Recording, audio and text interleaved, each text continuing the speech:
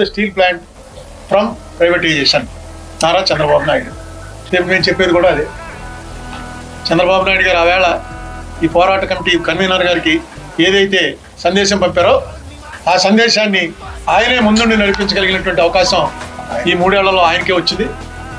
ఈవేళ అది ఆయనే చేసి ఈ స్టీల్ ప్లాంట్ ప్రైవేటైజేషన్ని ఆపేటువంటి అవకాశం ఆయనకే వచ్చింది. దీన్ని ఆయన సద్వినియోగం చేసుకోవాలి. ఆవేళ జగన్మోహన్ రెడ్డి చెప్తే వినే పరిస్థితిలో మోడీ ప్రభుత్వం లేదు, కానీ ఈవేళ చంద్రబాబు నాయుడు గారు చెప్తే విని తీరాలి. మేము కుదరదు అనడానికి, అపాయింట్మెంట్ ఇవ్వాలనడానికి లేదు, నిమిషాల మీద పోతుంది గవర్నమెంట్. నెక్స్ట్ చంద్రబాబు నాయుడు గారు జగన్మోహన్ రెడ్డి లాగా కొత్తగా ఫస్ట్ టైం సీఎం అయిన మనిషి కాదు. దీనికి తెలుసు గవర్నమెంట్ని ఎలా దింపాలి, ఎలా వ్యతిరేకించాలి, అవసరమైతే మెజార్టీలో ఉన్న ప్రభుత్వాన్ని కూడా ఎలా తప్పించాలి. వీటిలో ఆయనకి ఎక్స్పర్టైజ్ ఉంది. ఇంత మంచి కాజు మీద ఏ కాజునైతే ఆయన బలపరిచారో ఇలాంటి కాజు మీద ఆయన చేస్తే చరిత్రలో చంద్రబాబు నాయుడు గారు మిగిలిపోతాడనమాట.